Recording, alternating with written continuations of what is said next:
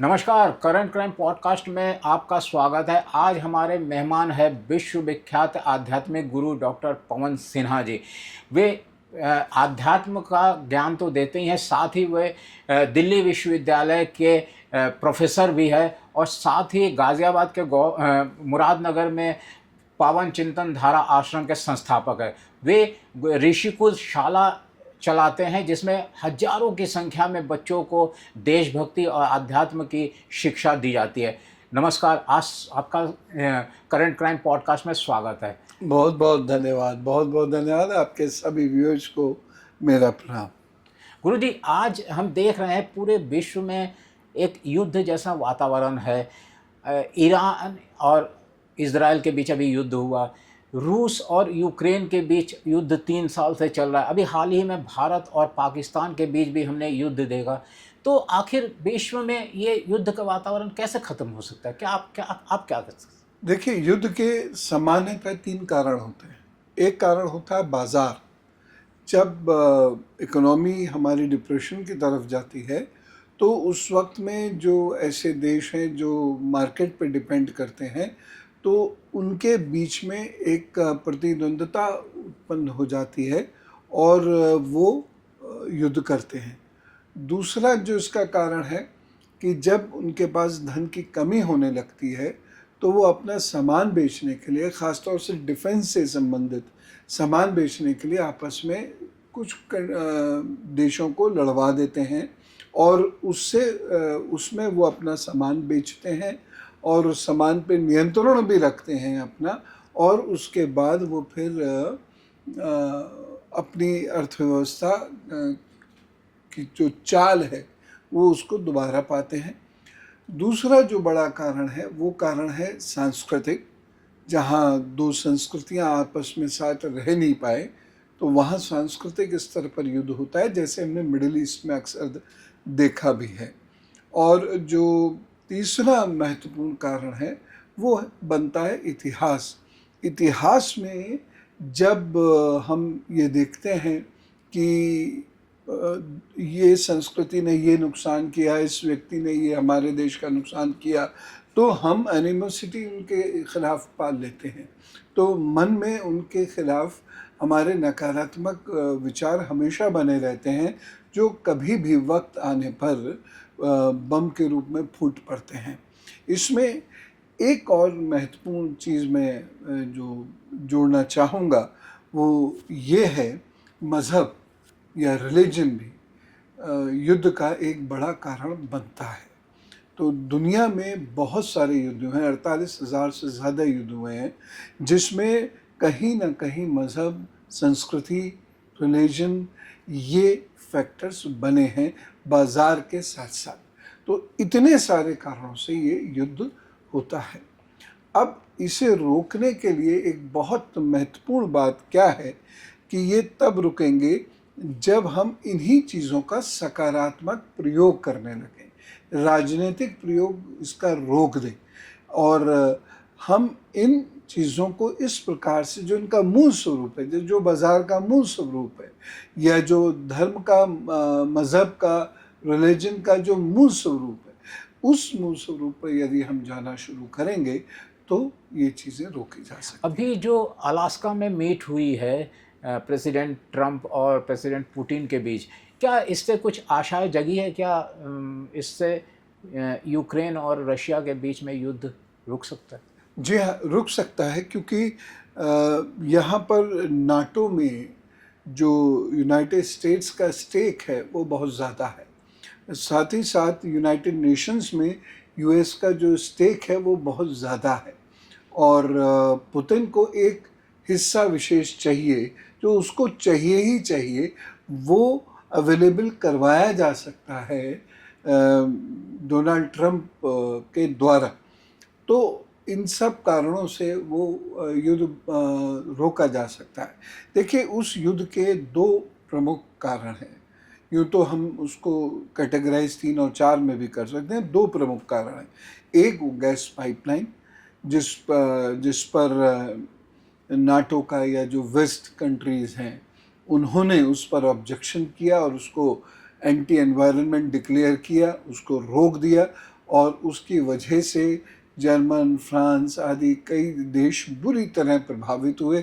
ख़ास तौर से जाड़ों के समय में ये बहुत बुरी तरह प्रभावित हुए। दूसरा जो उसका कारण बनता है वो चेरनोबिल बनता है। एक बड़ा हिस्सा जो है वो रूस अपने पक्ष में इसलिए करना चाहता है क्योंकि वहाँ पर न्यूक्लियर फैसिलिटी रूस को मिलेंगी, और रूस ये नहीं चाहता कि ये न्यूक्लियर फैसिलिटी जो है दुनिया के बाकी देश, खासतौर से जो वेस्टर्न यूरोप है, उसके हाथ में जाए। ये दो प्रमुख कारण बनते हैं इस युद्ध के। और तीसरा जो हम कारण ले सकते हैं या लेना चाहिए वो है कि इस हिस्से में नेटो की या वेस्टर्न फोर्सेस की या वेस्टर्न मार्केट की, अमेरिका आदि देशों की उपस्थिति को रूस बर्दाश्त नहीं कर सकता। अब जब ये दोनों मिले हैं तो इन कारणों पर इनकी निश्चित रूप से बात हुई होगी, ये बात तय है। और आपस में कोई ना कोई समझौता भी होगा, ये हुआ होगा, ये बात भी तय है। तो उस समझौते से युद्ध रुकेगा, और जब ये युद्ध रुकेगा तो इससे न केवल इन दोनों देशों को बल्कि पूरे विश्व को इससे लाभ होने ये जो बातचीत हुई है, जो हमारे सामने खबरें आ रही है, इसमें राष्ट्रपति पुतिन ने कुछ शर्तें रखी। क्या वो जेलेंस्की के लिए वो शर्तें मानना उचित होगा या वो मानेगा? जेलेंस्की तो नहीं मानेगा वो शर्तें। कोई भी जो देश का राष्ट्रपति होता है वो कैसे उतना झुक जाएगा। लेकिन वो जो अंतर्राष्ट्रीय कूटनीति होती है, अमेरिका का दबाव, अमेरिका का दबाव, तो उस कूटनीति में जो साम दाम दंड भेद होते हैं, तो उनके माध्यम से वो दबाव डलवाया जाएगा जेलेंस्की पे, और हो सकता है उसको स्टेप डाउन कराया जाए। ट्रंप ने भी कहा कि अब ओनस जो है वो जेलेंस्की पे है। क्योंकि और ये हमें नहीं भूलना चाहिए कि ट्रंप और जेलेंस्की के संबंध बहुत अच्छे नहीं है। तो अगर ये दबाव पड़ा, जेलेंस्की जो है स्टेप डाउन कर जाते हैं, तो उससे फिर ये युद्ध शांति के मार्ग पे अग्रसर होगा। क्यों होगा?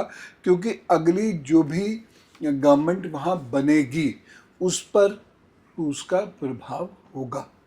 तो वो वेस्ट का हिस्सा तो होगा, लेकिन उस गवर्नमेंट से रूस को फ़ायदा होगा, रूस से उसका राब्ता अच्छा होगा। अच्छा, इसमें भारत की भूमिका आप कैसे देख रहे हैं? भारत ने प्रयत्न किया था। भारत तो हमेशा ये प्रयास करता है कि कहीं भी युद्ध ना हो, भारत में भी ना हो, और बाहर के देशों में भी अगर कहीं युद्ध होता है तो भारत की ये कोशिश होती है, शुरू से ये कोशिश रही है। जब हमने नॉन अलाइंग मूवमेंट शुरू किया तब भी हमारे ऐसे प्रयास रहे कि दुनिया में कहीं भी युद्ध ना हो। लेकिन फिर भी खैर युद्ध तो होते ही हैं, क्योंकि उस राष्ट्र के राष्ट्रीय इंटरेस्ट क्या है, नेशनल इंटरेस्ट क्या है, उसके बेसिस पे वो लोग लड़ते हैं। तो भारत का इसमें बहुत बड़ा रोल तो नहीं रहेगा, लेकिन हाँ, मोदी जी ने जिस तरीके से एक प्रोएक्टिव रोल उसमें अदा किया, तो उससे एक अच्छे संकेत मिले हमको कि भारत दुनिया के उस हिस्से में भी पहुंच रहा है, वहाँ अपनी प्रेजेंस प्रधानमंत्री के माध्यम से ये जाहिर कर रहा है, या ये अपनी प्रेजेंस को दिखा रहा है कि युद्ध को आप रोक दीजिए। इसका दूरगामी प्रभाव भारत के पक्ष में आएगा। अच्छा, पिछले हमने कुछ महीनों से देखा, जब से ट्रंप राष्ट्रपति बने हैं, एक दादागिरी दिखा रहे हैं।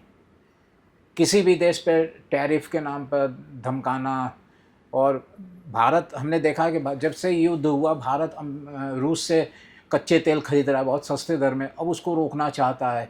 तो ये अमेरिका की दादागिरी भारत कैसे रोक सकता? देखिए, अमेरिका तो रूजवेल्ट के समय से दादागिरी करता आ रहा है।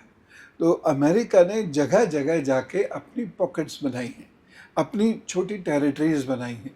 वेस्ट एशिया में पेट्रोल को लेके उसने अपनी टेरिटरी बनाई, वेनेजुएला में उसने अपनी टेरिटरी बनाई। तो अमेरिका की ये सोच तो शुरू से ही रही है। अब ट्रंप के साथ ये सोच थोड़ी और बड़ी इसलिए हो जाती है क्योंकि ट्रंप प्योर बिजनेसमैन है। और ये भी मैं कभी कभी बड़े आश्चर्य में पड़ जाता हूँ कि जब पहली बार ट्रंप राष्ट्रपति बने थे तो 14-15 दिन के अंदर ही अंदर उनके खिलाफ नारे लगने लगे थे और अमेरिका में बहुत शोर मचा था और कहीं कहीं भीड़ वॉयलेंट हो गई थी। उसके फिर एक टर्म के बाद फिर वो राष्ट्रपति बन गए, तो ये भी एक अजीब सी बात है। अब वहीं के लोग फिर उनसे नाराज़ हैं। लेकिन ट्रंप के अंदर एक तो व्यापार ही है और दूसरा ट्रंप अमेरिका फर्स्ट के ऑर्डर पर चलता है। हालांकि ये हर देश के राष्ट्रपति को या हर देश के मुखिया को, हर देश के लोगों को चलना मोदी जी चाहिए। के साथ तो उनके बड़े अच्छे संबंध है, आखिर ट्रंप भारत के खिलाफ इतना कठोर क्यों हो गया? और आप देखें तो पिछले कुछ दिनों से जो कुछ महीनों से जो है आसिम मुनीर को बहुत महत्व दे रहा है। देखिए, हर देश इसमें, हमें कहीं से कहीं तक कोई सोचने की ज़रूरत ही नहीं है कि हर देश व्यक्तिगत संबंध पे ना जाकर वो अपने राष्ट्रीय हित पर जाता है। तो भारत उसके राष्ट्रीय हित नहीं सधने देगा। क्यों? क्योंकि भारत इस वक्त एक मजबूत स्थिति में आके खड़ा हुआ है। भारत के पास एक बड़ा बाजार है, उस बाजार में एक बहुत बड़ा वैक्यूम है और वहाँ पर बहुत सारी इंडस्ट्रीज आना चाहती हैं जो इंडस्ट्री डिप्रेशन से गुजर रही हैं। वो इंडस्ट्रीज़ यहाँ आके उठ खड़ी होंगी, तो वो इंडस्ट्री यहाँ पर लाना चाहते हैं मोदी जी।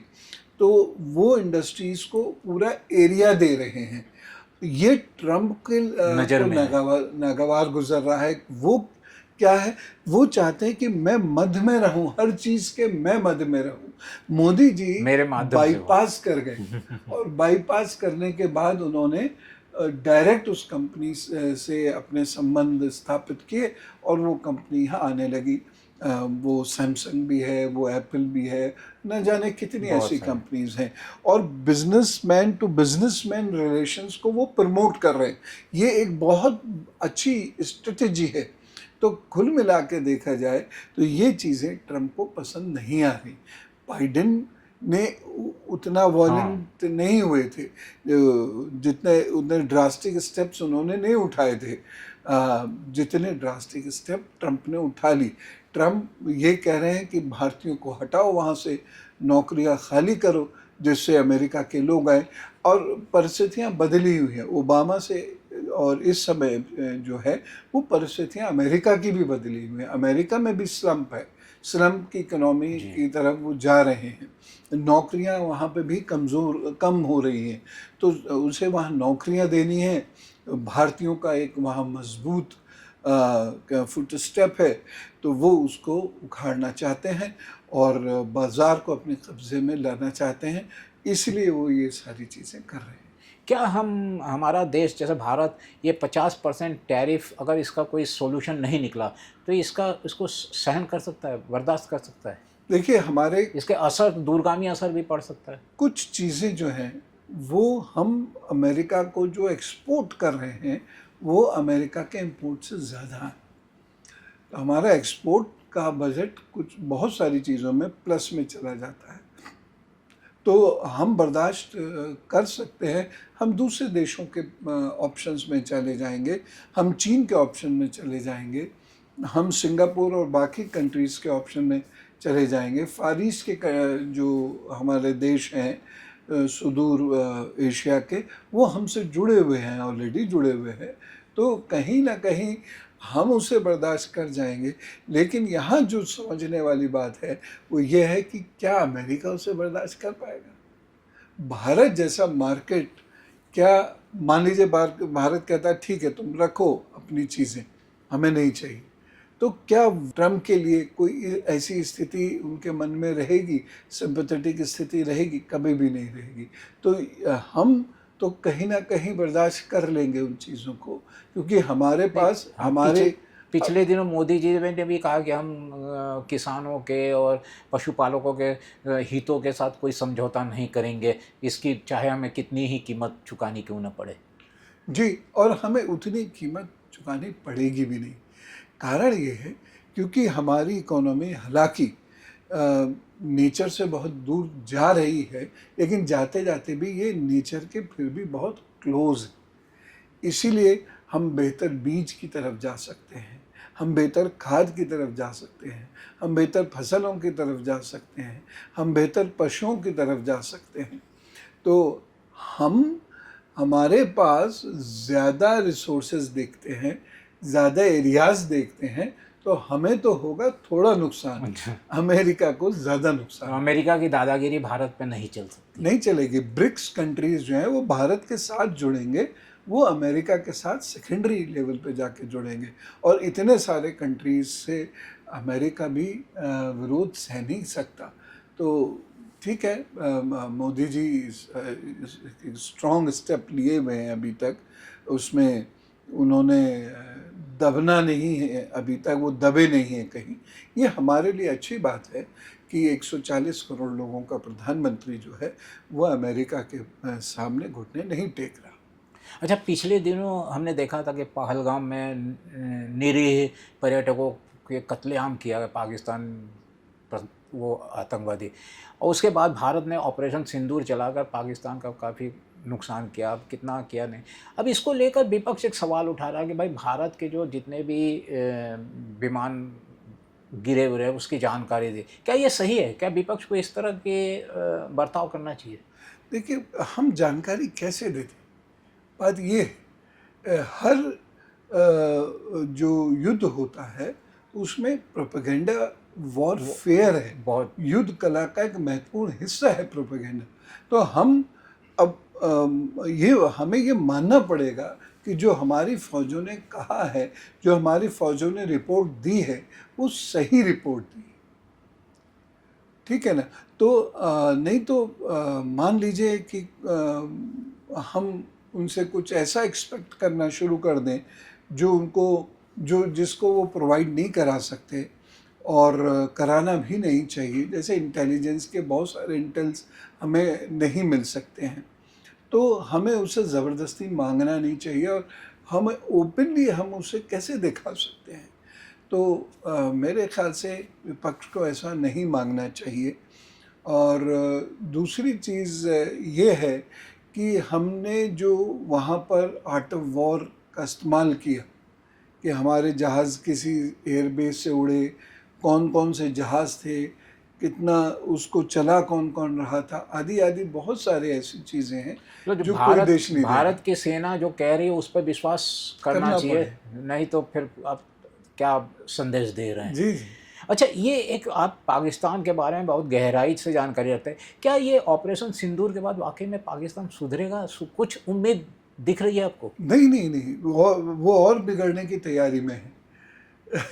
अब देखिए, अगर अमेरिका का सपोर्ट उसे मिलना शुरू हो गया, चीन का उसे वैसे ही मिल रहा था, और हालांकि इस वक्त मिडिल ईस्ट उसे सपोर्ट नहीं कर रहा है। मान लीजिए मिडिल ईस्ट सपोर्ट कर रहा है, तुर्की भी कर रहा है, तुर्की भी सपोर्ट कर रहा है। जी हाँ, तुर्की सपोर्ट कर रहा है, लेकिन तुर्की के पास इतना धन आदि तो नहीं है कि वो कोई बहुत बड़ा सपोर्ट दे सके, लेकिन हाँ फिर भी सपोर्ट कर रहा है। एक काल्पनिक स्थिति देखते हैं कि 5-6 कंट्रीज़ जो हैं पाकिस्तान को सपोर्ट करने लगे, जो मिडिल ईस्ट से, जो सेंट्रल एशिया से आते हैं, जैसे पहले होता था, तो पाकिस्तान एक मजबूत स्थिति में आके खड़ा हो जाएगा। और पाकिस्तान जब भी मजबूत होगा तो वहाँ से आतंकवादियों को सपोर्ट करेगा ही करेगा, और साथ ही साथ आतंकवादियों को सपोर्ट इसलिए भी करेगा कि उसे भारत को परेशान करना है। कश्मीर भी एक बहाना है, दरअसल वो पूरे भारत को ही हिलाना चाहता है, और कुछ कंट्रीज़ का वो स्टूज बना हुआ है, वो कठपुतली बनी हुई है कि किस तरीके से हम भारत को कमज़ोर कर सकते हैं, तो फिर कोशिश करेगा। पाकिस्तान की अभी क्या स्थिति है, थोड़ा सा उसके बारे में हमारे दर्शकों को बताएं। वहाँ भी तो आज़ाद कश्मीर को लेकर बहुत सारे वो चलाए जा रहे हैं। फिर अभी हमने देखा कि वहाँ के जो वो खैबर पख्तूनख्वा में वहाँ पे भी विरोध हो रहा है पाकिस्तान में। क्या पाकिस्तान की स्थिति कैसे है? पाकिस्तान केवल पंजाब के सहारे चल रहा। अच्छा। और पाकिस्तान की ये स्थिति थोड़ी और बिगड़ गई तो पाकिस्तान मतलब पंजाब ही रह जाएगा, क्योंकि आप देखिए बलूचिस्तान के लोगों ने जिस तरीके से विरोध किया है, बलूचिस्तान जी, और जिस तरीके से उन्होंने एकजुट होकर पाकिस्तान के ख़िलाफ़ पूरी जंग जैसी छेड़ दी है, ये हल्की बात नहीं है, ये बहुत महत्वपूर्ण बात है। तो पाकिस्तान इससे खासा घबराया हुआ है। वो तो कहिए कि वहाँ पर चूँकि चीन की बहुत सारी चीज़ें स्टेक पे है। चीन वहाँ से सोना लेता है, चीन वहाँ से लिथियम लेता है और बहुत सारी चीज़ें हैं। लिथियम लेगा, अभी वहाँ पर कुएँ मिले हैं लिथियम के 40-45, तो लिथियम भी चीन वहाँ से लेगा। सोना ऑलरेडी लेता है। उसके अलावा और भी बहुत सारे ऐसी चीज़ें हैं जो बलूचिस्तान के पास हैं खनिज के रूप में, वो उसका इस्तेमाल चीन करता है और उसका एक हिस्सा पाकिस्तान को देता है। जैसे गैस है, तो गैस का एक हिस्सा पाकिस्तान को देता है।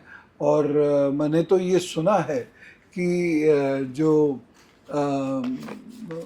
पाकिस्तान के कुछ बहुत बड़े लोग हैं, वो लोग तो अपने गैस के चूल्हे बंद नहीं करते, इतनी गैस उनके घरों तक पहुंचती है। तो ये जो चीज़ है, बलूचिस्तान का जो मूवमेंट है, क्योंकि बलूचिस्तान वहाँ सबसे बड़ा क्षेत्र है और बलूचिस्तान इधर ईरान से टच होता है, उधर अफ़गानिस्तान से भी टच होता है। अफ़गानिस्तान भी बहुत सपोर्ट में नहीं है पाकिस्तान के। तो ये जो मूवमेंट है, और इसमें खैबर पख्तूनख्वा में जो मूवमेंट शुरू होगा, जो पठान लोग इनके विरोध में आएंगे, क्योंकि पाकिस्तान में एक हिस्से को छोड़कर, यानी पंजाब को छोड़कर, बाकी किसी हिस्से को प्रमोट ही नहीं होने दिया उन्होंने कभी भी। विकसित भी नहीं हो। कहीं कहीं उनको उन तक विकास आज भी नहीं पहुंचा। आज भी वो बाहर की चीज़ों से महरूम है, उन्हें पता ही नहीं है। तो ये सारी चीज़ों के चलते, अच्छा, जो कश्मीर के लोग हैं वो ये जानते, पाकिस्तान जो हमारे कश्मीर के लोग हैं जो पाकिस्तान ऑक्युपाइड है, उसके लोग जानते हैं कि भारत में कश्मीर क्या तरक्की कर रहा है। लोगों के चेहरे पे वहाँ खुशी है, लोगों के घरों में वहाँ खुशी है, वो आनंद मंगल करते हैं, और हम यहाँ पर रोटियों के लाले हमको पड़े हुए रहते हैं। तो वो लोग खुद धीरे धीरे भारत की तरफ आना चाहते हैं। ये तो फौज है जो उनको रोकी हुई है, लेकिन वो धीरे धीरे इधर आना चाहते हैं। उन पे अभी उतने रिसोर्सेज नहीं है, नहीं तो वो इधर आ गए होते। अच्छा, ये ऑपरेशन सिंदूर के दौरान जब हमारी जो स्थिति थी, उसके बाद अचानक ट्रंप ने घोषणा की कि भाई सीज़फायर हो गया, हमने भी कहा सीज़फायर हो गया, क्या वो सही फैसला था? ये आप व्यक्ति मतलब आपकी क्या राय है, और क्या इसमें जो है हम पीओके तक जा सकते थे इस स्थिति के बाद, जिस स्थिति में हमने उनके सारे एयरपोर्ट उड़ा दिए थे और विमानों को उसको नुकसान पहुंचाया, तो क्या जल्दीबाजी में फैसला लिया गया? देखिए, मजबूरियाँ भी होती हैं, अंतर्राष्ट्रीय संबंधों में बड़ी सारी मजबूरियाँ होती हैं। और जो ट्रंप ने जिस वजह से ट्रंप कहते हैं कि मैंने ये सीज़फायर करवाया, दरअसल ट्रंप का अपना स्टेक वहाँ बहुत लग गया था, और ट्रंप को ये लगने लगा था कहीं ऐसा ना अमेरिका के जहाज़ जो गिरा दे रहे हैं ये पब्लिक क्रेडिबिलिटी भी डाउन हो जाए। हाँ, तो उसका वो प्रोडक्ट बाज़ार में बिकना बंद हो जाता। तो इसलिए उसने पाकिस्तान के साथ मिलकर कहा कि युद्ध मत लड़ो, और यही उसने भारत के साथ किया। तो इस वजह से वो सीज़फायर हुआ। लेकिन हमारी स्थिति थी कि हम लाहौर, कराची, इस्लामाबाद, इन सब जगहों पर अपनी उपस्थिति दर्ज करा ही रहे थे, और हम बहुत गहरे तक वहाँ पहुँच चुके होते। यद्यपि पाकिस्तान ऑक्युपाइड कश्मीर में हमारे लिए उस वक्त पहुँचना थोड़ा सा कठिन था, लेकिन हम उस एरिया पे ज़बरदस्त पेनिट्रेशन कर रहे थे, और हमने अपने डैमेज को बचाते हुए, और जो अटैक किया था वो अटैक इतना ज़बरदस्त था कि हमने उसके जो है रिसोर्सेज तबाह किए थे, लेकिन वो एयरफोर्स का अटैक था। अब मान लीजिए हमें जगह को कैप्चर करना है, तो उस जगह को कैप्चर करने के लिए फिर हमें आर्मी की भी ज़रूरत पड़ेगी। तो ये एक फुटफॉल देना पड़ता है, आर्मी को भेजना पड़ता है। आर्मी को भेजना पड़ता है, क्योंकि एयरफोर्स अब दुश्मन को कमज़ोर करके निकल जाती है, लेकिन फिर उस जगह को जो कैप्चर करती है वो हमारी आर्मी करती है, कैप्चर करके झंडा गाड़ देगी। तो इतना बड़ा युद्ध भारत भी इस वक्त नहीं नहीं, चाहता। मतलब जो फैसला लिया वो सही है। दरअसल मजबूरी है, सही तो मैं उसको नहीं कहूँगा, लेकिन मजबूरी थी अच्छा, और मजबूरी में ये इस लिया। दौरान भारत ने एक बहुत बड़ा फैसला लिया है कि पाकिस्तान के जाने वाले जितने जो पानी है उसको बंद रोक दिया है। अभी उस पे बांध बनाने की भी बात हुई है। तो इसको किस रूप में आप देख रहे हैं कि ये दूरगामी असर इसका हो सकता है पाकिस्तान बिल्कुल, पर? बिल्कुल होगा। घुटनों के बल बैठ जाएगा पाकिस्तान। और अब हमारे पास अमेरिका के इंटरफेरेंस के बाद यही सबसे बड़ा रास्ता है। देखिए, दो बड़ी शक्तियाँ, अमेरिका और चीन, ये पाकिस्तान को बहुत सारे सपोर्ट दे रहे हैं, लेकिन इंटरनेशनल वाटर्स में ये पाकिस्तान को सपोर्ट नहीं दे सकते। हम अपने भीतर का जो पानी है उसे हम रोक भी सकते हैं, उसे हम शुरू भी कर सकते हैं। जो मिनिमम वाटर हमें किसी को देना है हम उसे दे सकते हैं, उन्हें मिनिमम से ज़्यादा चाहिए वो हम नहीं भी दे सकते हैं। हमने बांध बना लिया उसमें, और भाई हम इतने ही रिलीज़ करेंगे आपको, ऐसा हम कर सकते हैं। अच्छा, इस अमेरिका जिस तरह से एक एग्रेसिव अप्रोच वो कर रहा है, उसके बाद ये बात हो रही है कि भारत, चीन और रशिया मिलकर एक ट्रायंगल बन सकता है जो अमेरिका को काउंटर कर सकता है, अमेरिका की दादागिरी को। क्या ये संभव है? भारत इस जिस तरह से हमारे और चीन के बीच संबंध रहते हैं, अभी तक मतलब संबंध रहे हैं, उसको देखते हुए क्या संभव है ये? बहुत मुश्किल है। देखिए, चीन भारत को कभी भी बहुत सपोर्ट नहीं करेगा। बिजनेस रिलेशंस तो हमारे अच्छे हो सकते हैं, इंटरनेशनल रिलेशंस भी थोड़े से बेहतर होंगे, लेकिन जो बाइलेटरल रिलेशन है, जो दो लोगों के दोनों बीच के संबंध है, वो कभी भी इतने ज़्यादा नहीं होंगे, क्योंकि दोनों के जो नेशनल इंटरेस्ट है वो कोलाइड करते हैं, वो आपस में एक दूसरे के विरोधी हैं, इसलिए वो नहीं होगा। अच्छा, आप अध्यात्म पे बहुत बहुत आपने प्रवचन दिया, अध्यात्म के गहरी हो। क्या अध्यात्म के जरिए ये जो समस्या है युद्ध पूरी दुनिया में, इसको काउंटर किया जा सकता है? बिल्कुल काउंटर किया जा सकता है। और एक विश्व गुरु हमें हम जो बन रहे हैं धीरे धीरे, यद्यपि इसमें अभी काफ़ी टाइम लगेगा, इतना आसान नहीं होता। तो जब भारत का ध्यान, जिसे हम सॉफ्ट पावर कह रहे हैं, एक्चुअली ये पावर है, मैं इसे सॉफ्ट पावर भी नहीं कहता, ये एक स्ट्रॉन्ग पावर है। तो ये जो पावर है हमारे पास, यही युद्ध रोकेगी। दुनिया में भारत का कद जितना बड़ा होगा युद्ध उतने कम होंगे।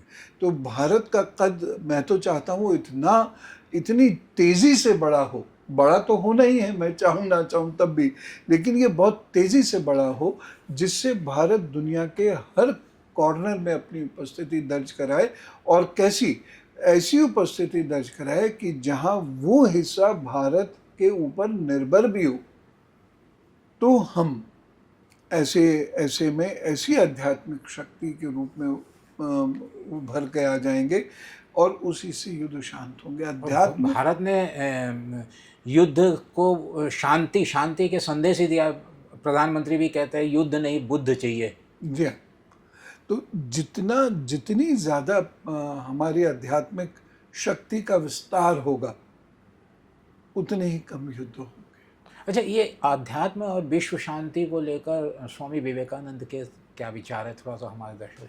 स्वामी विवेकानंद जी ने बहुत स्पष्ट ये कहा था शिकागो लेक्चर से ही, पहले लेक्चर में, तीसरे पांचवें लेक्चर में, कि हम जो देश है वो शांत देश है, और हमने किसी देश का अहित नहीं किया, बल्कि दूसरे देशों में जब अशांति फैली तो वो लोग हमारे पास आए, और जब वो लोग हमारे पास आए तो हमने उनको बहुत इज्जत और उनके स्वाभिमान के अनुसार ही उनको शरण दी। तो स्वामी जी ने इस बात को साफ कहा। अब यही चीज़ धीरे धीरे एक वाइडर पर्सपेक्टिव में देखी। स्वामी जी कह रहे हैं कि उन्नति कीजिए, युद्ध नहीं कीजिए। तो युद्ध रुकने पर ही उन्नति होगी। अगर युद्ध रुकेगा नहीं तो उन्नति होगी कैसे देशों की? तो स्वामी जी का बिल्कुल स्पष्ट संदेश है, वह युद्ध नहीं चाहते थे और उन्होंने सभी देशों को हमेशा ये कहा कि युद्ध नहीं होने चाहिए, अन्यथा युद्ध से किसी का मानवता, विकास नहीं हो, किसी का मानव की उन्नति अल्टीमेटली नहीं होगी। नुकसान ही हो जी। जिस। अच्छा, आपका ये यहाँ पे पावन चिंतन धारा आश्रम है मुरादनगर में, बहुत बृहद इलाके में, थोड़ा सा इसके बारे में बताइए, ये क्या है और लोगों के बारे, हमारे दर्शकों के बारे में। मुरादनगर से थोड़ा पहले एक गांव आता है हिसाली, उस हिसाली गांव में हमारा आश्रम है। उसी आश्रम में हम भी काम करते हैं और इस आश्रम में सेवा, स्वाध्याय, साधना, इन 3 चीज़ों पर फोकस है। सेवा करते हैं, जैसे आपको जान के ये अच्छा लगेगा, आप सब लोगों को जान के अच्छा लगेगा कि लगभग 75,000 पौधे इस वर्ष यहाँ के बच्चों ने, यहाँ के युवाओं ने लगाए। खुद से ये अब इनिशिएटिव करते हैं, क्योंकि युवाओं को हम चाहते हैं कि देश उनका, तो देश की रक्षा भी वो करें, और देश की रक्षा के लिए बॉर्डर जाना पड़े तो बॉर्डर भी जाएं। आश्रम के बहुत सारे बच्चे हैं वो बॉर्डर पे भी हैं। उसके साथ साथ जो लोग बॉर्डर पे नहीं हैं वो यहाँ से देश को मजबूत करें, चाहे अच्छे व्यापारी बन के करें, वो पेड़ पौधे लगा के करें या किसी अन्य रूप में करें, तो उसको वो मजबूत करें देश को। तो ये जो यहाँ के युवा हैं, ये यहाँ के टीनेजर्स, देश के लिए कुछ करने का जज्बा उनके अंदर आए। और हम फिर सप्ताह, एक माह मनाते हैं सावन का। तो सावन में सब लोग शिव जी की पूजा करते हैं। हम शिव जी की पूजा को इस रूप में लेते हैं कि शिव जी ने जो जिस धरा की रचना की है, महादेव जिस धरा पे विराजते हैं, वो धरा सदैव हरी भरी हो, इसके लिए हम 1 महीना पूरा प्रयास करते हैं। वस्तुतः तो ये लगभग 2 महीने ही हो जाते हैं, क्योंकि अभी जालंधर आदि में भी कार्य शुरू हुआ है, वो चल रहा है। तो हमारी जितनी इकाइयाँ होती हैं, हम सब लोग मिलके अलग अलग समय पे ये बाकी समाज के साथ जुड़कर हम ये कार्य करते हैं और लगभग इतना पौधे हम लगाने की कोशिश करते हैं। तो 30 से 50,000 तो हर बार लगते ही हैं। इस बार और मेहनत की इन बच्चों ने, तो इन बच्चों के या युवा अभ्युदय मिशन जो आश्रम का है, उसके माध्यम से इतने बड़े इस क्षेत्र में, और जो आश्रम परिवार जिसे हम कहते हैं, उसके लोगों ने मिलकर इतने बड़े क्षेत्र में पौधे लगाए। अच्छा, इस आश्रम के अधीन ही ऋषिकुल शालाएं भी चलती है, जहाँ बच्चों को देशभक्ति और आध्यात्म की शिक्षा दी जाती है। क्या है ये ऋषिकुल शालाएं और पूरे देश में कितनी है? हाँ, ऋषिकुल शाला को समझना बहुत ज़रूरी है, इससे लोगों को प्रसन्नता भी होगी। ऋषिकुल शाला हमारे यहाँ 25 केंद्र हैं पूरे देश में। पूरे देश में? पूरे देश में 25 केंद्र हैं, जहाँ 2500 विद्यार्थी हैं। हम इन्हें गणित भी सिखाते हैं, हम इन्हें विज्ञान भी सिखाते हैं, हम इन्हें सेवा करना भी सिखाते हैं, हम इनके व्यक्तित्व विकास पर भी काम करते हैं। ये बोलें, नृत्य करें, गाएं, और उसके अलावा बेबाकी से अपनी बात कहें। हम इन्हें अपराधों से दूर करते हैं। इनके घर में यदि कोई गलत आदतें हैं तो उसका विरोध ये बच्चे करते हैं। और इन सब के साथ साथ ये बाकी कार्य जो सामान्य बच्चे करते हैं, वो ये उनसे भी बेहतर करते हैं। कोई आए और देखे, और फिर इन बच्चों से, ये सारे बच्चे भारत माता की जय कहेंगे, ये सारे बच्चे जो हैं भारत के लिए कार्य करेंगे। इन्हें भारत का इतिहास हम बताते हैं, कहानियों के रूप में भारत का इतिहास पढ़ते हैं। और ये सारा कार्य जो होता है इतने बड़े हिस्से पर, कि ये भारत का इतिहास पढ़ रहे हैं, देशभक्ति का कार्य कर रहे हैं, सेवा कर रहे हैं, गणित विज्ञान भी पढ़ रहे हैं, तो ये सारा कार्य ऋषिकुल शाला के जो शिक्षक हैं, जिसका नाम हमने विवेक टोली रखा है स्वामी विवेकानंद जी के नाम पर, तो ऋषिकुल शाला के ये शिक्षक ही ये सारा काम करते हैं।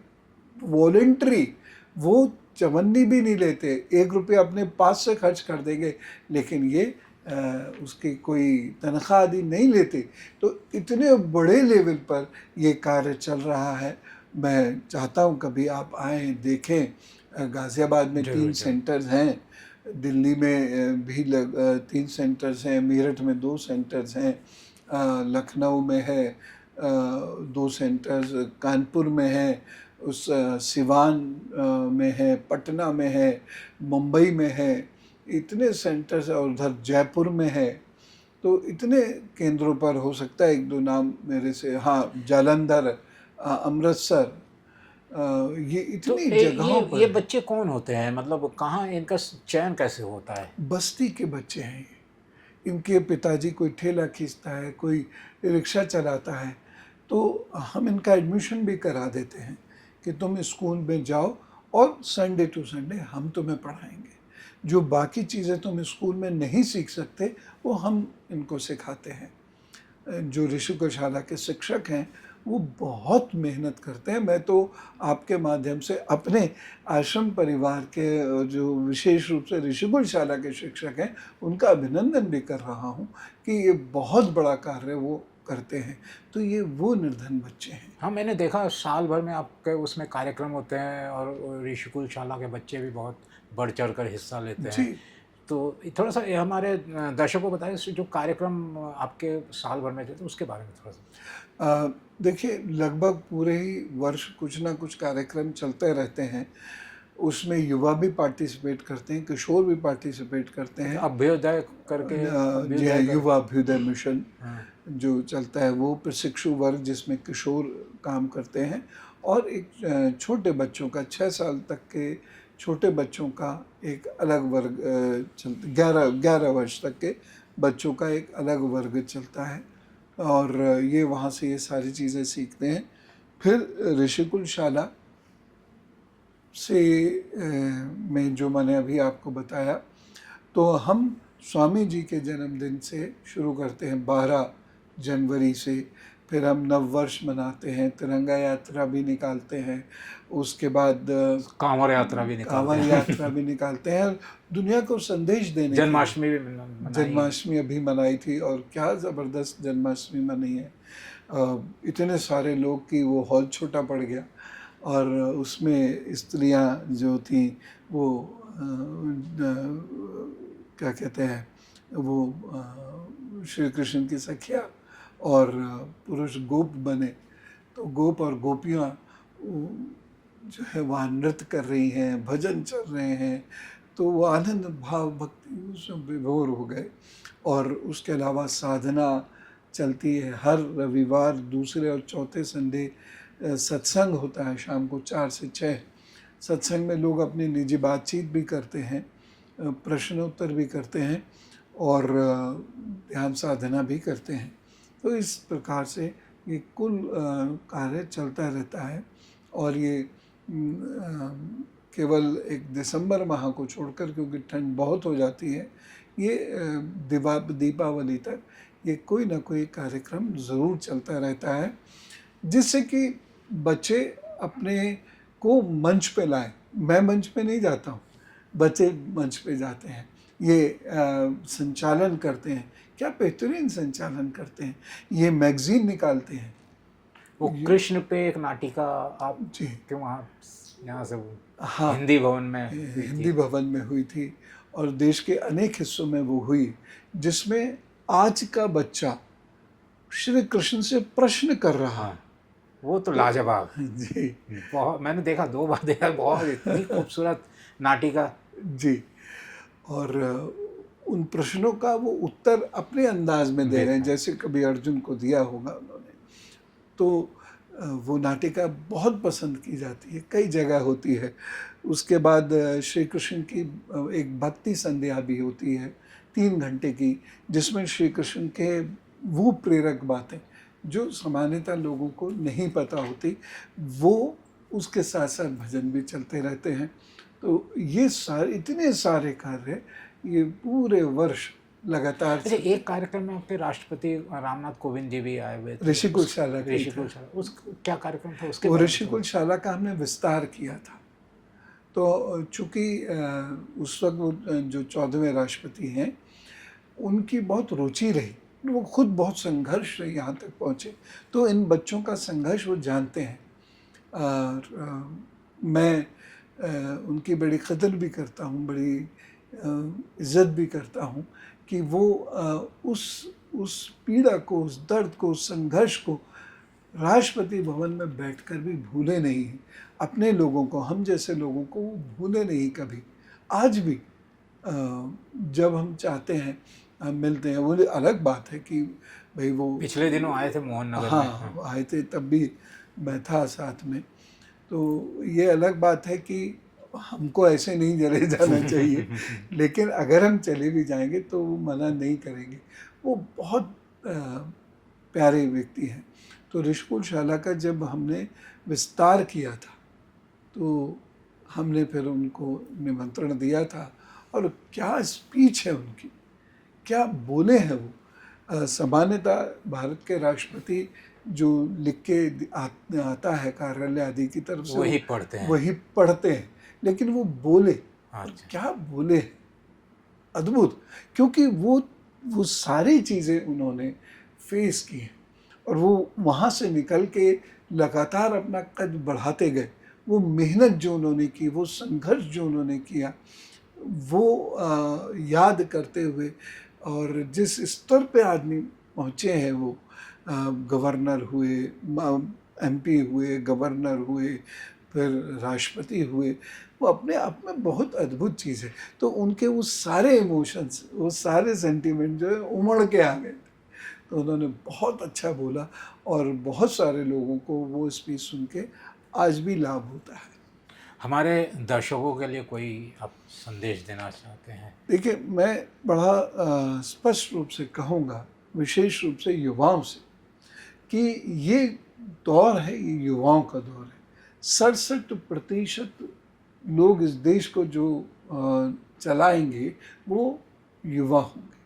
लेकिन कौन से युवा होंगे? जिनमें देशभक्ति होगी, जो देश का इतिहास जानते होंगे, जो शरीर से मजबूत होंगे, दिमाग से मजबूत होंगे, जिनको प्रभु में विश्वास होगा। भक्ति वो किसी भी रूप में करें, लेकिन प्रभु में जिनको विश्वास होगा, जिनकी जो समझ है वो क्रिटिकल होगी, वो विश्लेषण करेंगे हर चीज़ का, और विश्लेषण करने के बाद बड़े स्वप्न, बड़े चिंतन के साथ वो फिर इस देश दुनिया में जाएंगे। ऐसे युवा हमें चाहिए। आप में वो दम है तो ऐसे युवा आप बन जाइए।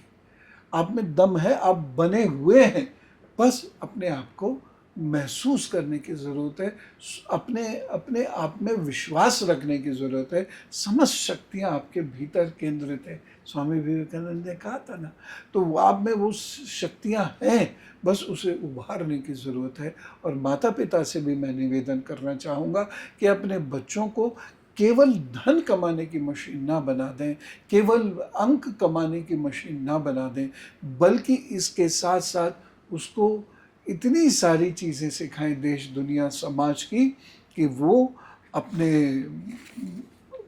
भीतर उस शक्ति पुंज को उत्पन्न कर दे, जिससे घर, परिवार, वो स्वयं और हम सब लाभान्वित हो। तो ये थे आध्यात्मिक गुरु डॉक्टर पवन सिन्हा जी, जिनका मानना है कि भारत एक युवाओं का देश है, और युवा अगर ठान ले तो कुछ भी असंभव नहीं है। भारत एक विश्व गुरु बन सकता है, विकसित राष्ट्र बन सकता है। सर, आपका बहुत बहुत धन्यवाद करंट क्राइम पॉडकास्ट में आने के लिए। आपका बहुत धन्यवाद, आपकी पूरी टीम का बहुत धन्यवाद। करंट क्राइम का तो मैं सदा धन्यवाद करता ही हूँ। बहुत अच्छी टीम है और बहुत अच्छा कार्य आप लोग कर रहे हैं। आते रहिए। Thank you.